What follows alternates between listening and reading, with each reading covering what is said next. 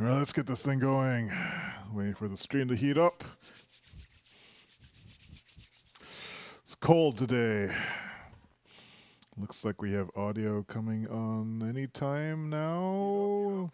Okay, so hey, this is Dave. This is What's Up Dave, my daily stream where I catch up with my friends on the internet and let them know what I've been up to. And in today's news, I almost successfully got my GPU, my graphics card temperatures down. It went down by 30 degrees, and then the RAM deck blew out, and there was no more video. It was kind of weird because first the high resolution mode went, and then the lower resolution mode went, and then the entire front end went. So there's no display at all now on it. Even the BIOS mode. They have separate RAM decks for lower resolutions. So what I think happened was that there's a number of different places where heat can be drawn off of the graphics card. One is the main is the GPU, which is the big one. And so that had like thermal paste that had long ago dried up and wasn't even working anymore. So I reapplied some Arctic MX4 to it. And then the other parts, the other chips, the RAM, the various other chips, they contact the giant heatsink through something called thermal tape, which is basically a double-sided sticky tape that has some thermal wicking characteristics. And this stuff looked okay to me, so I didn't replace it. But one thing I noticed is when I took apart the card to get the heatsink off of it, the whole assembly just kind of fell off of it. It wasn't holding at all, which suggests to me that maybe it wasn't making contact. And I did notice that the dust had blown in areas where I wouldn't have expected it to if the tape had been making full contact. So I'm thinking that the RAM deck was maybe underneath. If it was the RAM deck that blew, I'm just speculating. So I'm guessing that the RAM deck did not make contact with the thermal tape afterwards, and therefore it got very hot and burned up in like about 30 minutes. So that means I am down without a PC, and right now graphics cards prices are at the highest they've ever been. They are selling for 2 to 2.5 times their normal retail prices right now. Retail prices. There are no deals we had. So terrible, terrible time to blow up my graphics card. So what I did end up doing was ordering. I ordered like a cheap-ish card that ordinarily should sell for about $80 for about $160. But that was much better than paying $450 for a card that was pretty much equivalent to the card that I just blew up. So I'm chalking this up to experience. I did learn a cool trick for getting through the back of a fan to lubricate it by drilling a hole in the back of it. Just enough, I used a Dremel tool, just enough so I could actually lube it without having to disassemble and unglue and unepoxy a whole assembly. And the thermal paste worked fine. GPU temps were like really low, and it was glorious for about 30 minutes until all the pictures went away. Cat is here. Let's see. What else to talk about? I took some pictures, but I don't really want to look at them right now. So anyway, this newish graphics card, I didn't spend. It's still $160 that I didn't want to spend, but that can also go in the old PC. The PC that I moved all my stuff from, which currently doesn't have a graphics card in it that works with Windows 10. So I can refurb that, then pass it off to a friend. When a new graphics cards prices come down, if they ever come down, and they've got to come down at some point because no one can build new machines right now. Then I can buy a replacement that's more cost effective. I didn't want to pay $450 for a card that would be roughly equivalent to the card that I had. That card is like 5 or 6 years old, or 2013. Yeah, it's like 4 or 5 years old. And in 4 or 5 years, the current top-of-the-line cards, which should ordinarily sell for about $450, they're like 2 or 3 times as fast. And so I didn't want to spend that much money buying an old, shitty card. Anyway, let's do something else to get my mind off of this, which is to open up yet another box of international foods, although this is probably in the category of things that have wasted money or have cost money. So I'll go over here and get it. I was streaming this yesterday. I was telling a story about how I was trying these various gift subscription boxes. You know, you can pay like a monthly fee, and then they send you a box full of stuff. You know, so this is one of them. Loot Crate, if you've heard of that, that's like the kind of the game nerd one. This one was something from a place called Try the World. And I was subscribing to these for a while, just like their starter packages, just to see what this industry was like. I was thinking, is it possible that I could do like some kind of gift box thing? How do they handle the packaging? What's it like? What's the experience like? So this was like kind of a marketing research expense. Let's see. So here we got one of these things. And this one is from Venice. Now, the other one I opened yesterday, which you can see in the video, that one had something that leaked in it. Let's see. What's in this Venice box? Anchovies. Olive oil. That's too bad. I should have used that 3 years ago, whenever I got this. Pear and grappa jam. Chocolate cherry treats. Cherry chocolate treats. Chocolate tab. Honey. And Ethic coffee. That's probably really awful now, but let's take a look what's in. This is a nice package, isn't it? This chocolate I can probably still eat. That looks great. This probably didn't go bad. This is anchovy fillets. Do anchovies ever go bad, really? It says 2016 on this. Maybe they don't go bad. This olive oil probably is bad, because this stuff doesn't last very long. We'll check that out later, though. This is a cute jar of jelly. And these are what? This must be the Ethical Coffee, which probably is terrible now. This is February 2017, really? It's not that long ago. I'll open it up and see what it's like.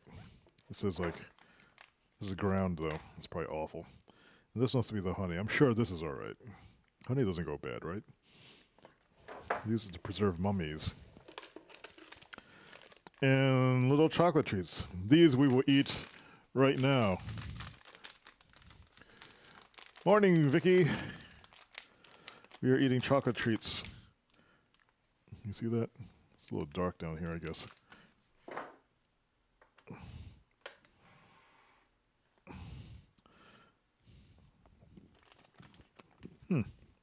There's a cherry inside of it.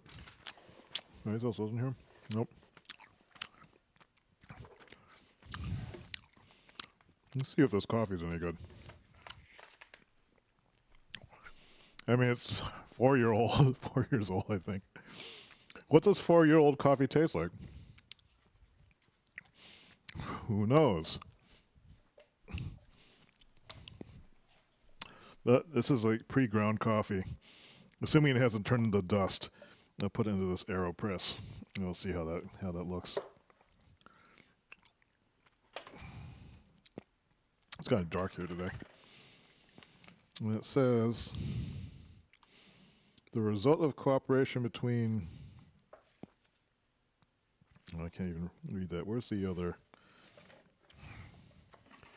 Cat, what are you doing? This is what it says.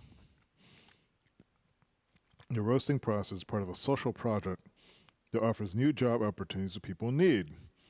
Coffee beans are sourced from the Huehuetenango, one of Slow Food's major locations.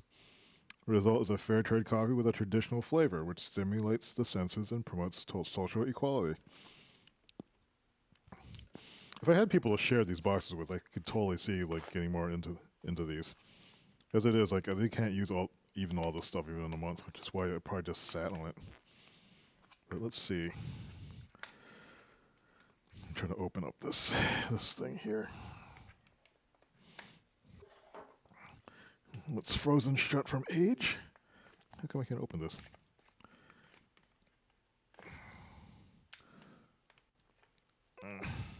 There.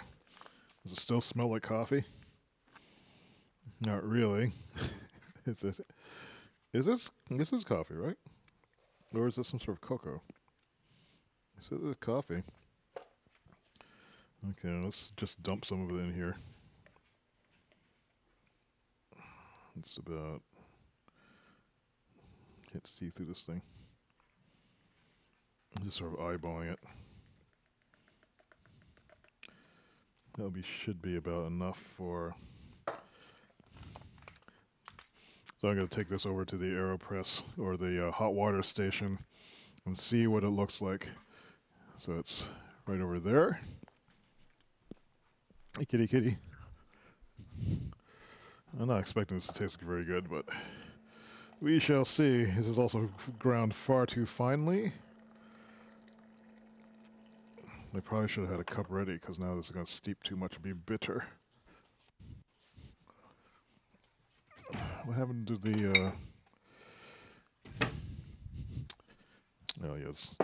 I'm ruining this. I should have thought ahead. It's steeping too long.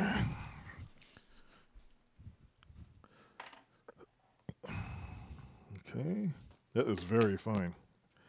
Looks like it's dissolved, actually.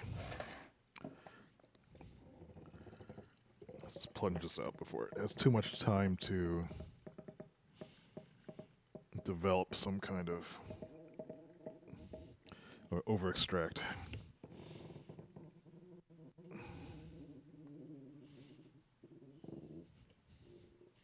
It's very fine. Well, it kind of smells like coffee. My cousin would be horrified that I'm doing this. Yeah, that wasn't maybe enough beans. Let's see what it tastes like. Here we go. It still isn't bad. It's not terrible. It does have a lovely flavor. Like, it must have been really good when it was new. So that was this sustainably, ethically coffee from that Try the World Venice box. They probably still make these boxes because, as I recall, they would prepare specific cities and have all these things in them. So I could try that jam at some point. Most of the stuff in this box looks like it could still be good, with the exception of this olive oil, which scares me.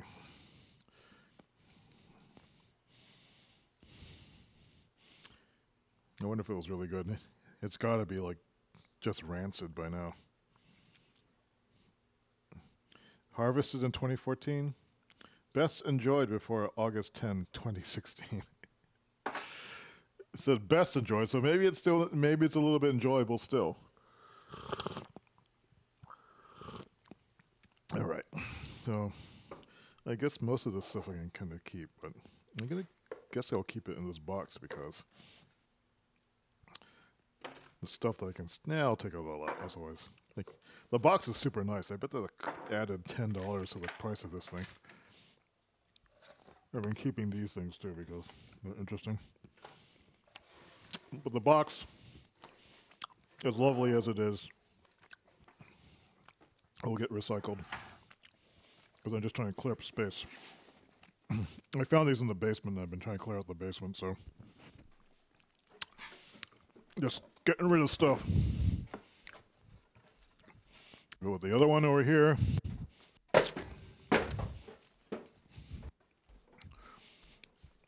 Oh well. So there's only one more box to look at, and then I'm done with those. So the rest of the day is going to be coding work. I actually have that podcast with the Lean Into Art guys, Rob and Jersey. And so that'll be at 10 p.m. Eastern Time. Probably go for an hour or so. I believe it'll be live streamed. I'll post a link somewhere where it is when I find out where it is. And so now I'm going to get back to doing some programming work. I recently found yesterday that there's possibly contract work for the next 3 years that I can take on. I'm going to have to think about if I want to do that or not.